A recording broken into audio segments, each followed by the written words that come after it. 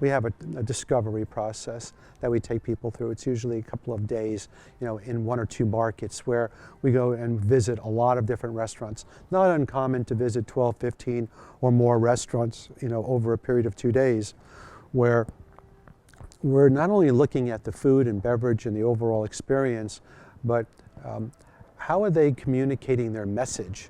And what type of culture do they have? Because at the end of the day, a restaurant needs to have some brand identity. It has to have a reputation.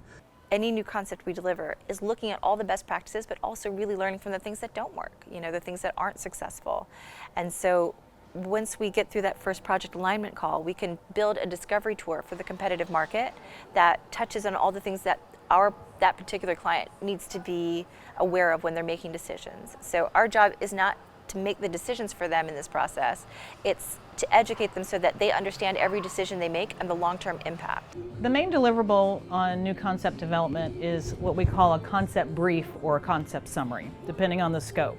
We'll go on discovery tours, we'll do a lot of research, spend a lot of time with the client getting to know what their vision is, and ultimately we'll put together a document that captures the essence of their new brand.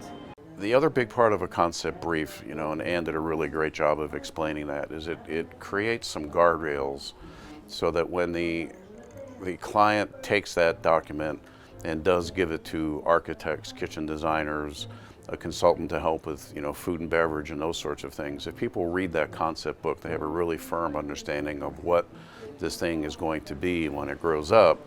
And if there's questions and somebody says, well, I think we should do this, you can always go back to the concept book and make sure that anything that is done fits within those parameters. So it's really important. It keeps everybody focused and keeps everybody on track. We create very detailed financial modeling for new concept development, which covers everything from budgeting to labor models, break-even analysis, full assumptions for a 5-year analysis of a new restaurant.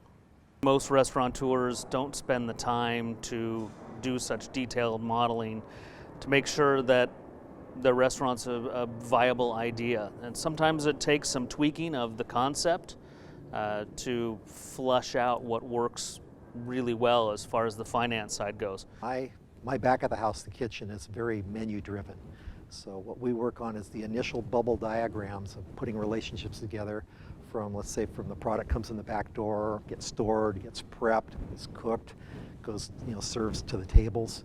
Basically, I get involved in the early space planning, and that all starts with initial bubble diagrams. And you really don't want people having to walk. You make money with your hands, not your feet, as we say. And the tighter you can get a kitchen and more efficient, that's more space you can put to your dining room.